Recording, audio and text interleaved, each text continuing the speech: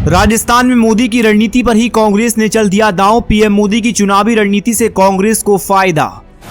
राजस्थान में जीते हुए विधायकों का भी टिकट काट सकती है कांग्रेस। जहां जहां विधायकों का विरोध, वहां टिकट काटकर नए प्रत्याशियों को मैदान में उतारेंगे सचिन पायलट गहलोत। नहीं चल पाएगा प्रधानमंत्री नरेंद्र मोदी का चुनावी कांग्रेस पर दांव। पायलट गहलोत की रणनीति के सामने बुरी तरह फेल हो गए देश के प्रधानमंत्री नरेंद्र मोदी और बीजेपी। गुजरात में बीजेपी ने चला था जो दांव, वह कांग्रेस ने राजस्थान में चल दिया।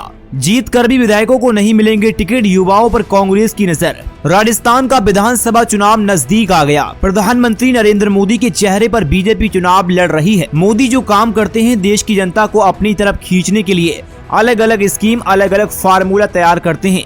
भाइयों बहनों, इस रणनीति को कांग्रेस ने अपनी तरफ खींच लिया।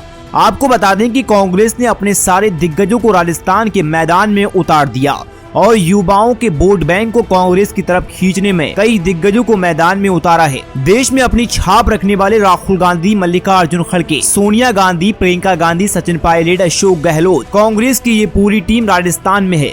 लेकिन अब जो बीजेपी रणनीति अपनाती थी, जीते हुए विधायकों का जैसे गुजरात में टिकट काटा, इस रणनीति पर कांग्रेस ने काम करना शुरू कर दिया।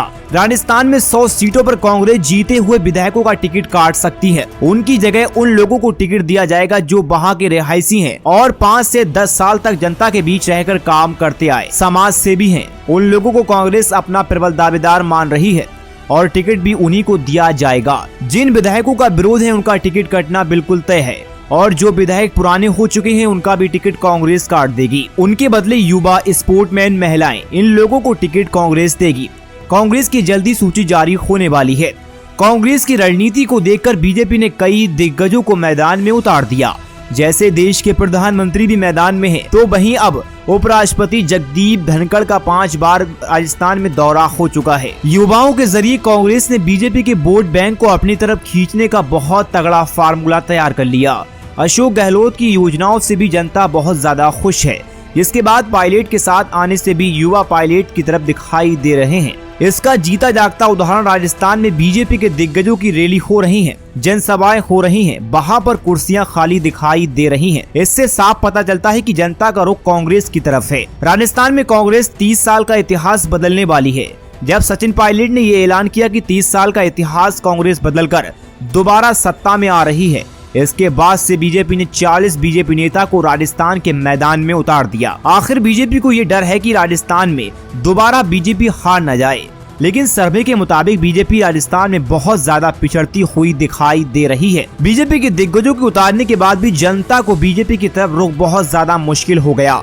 बीजेपी को सबसे बड़ा नुकसान वसुंधरा राजे को मैदान में नहीं उतारना, परिवर्तन यात्रा में राजस्थान की रैली में जनसभा में वसुंधरा राजे न दिखाई देना।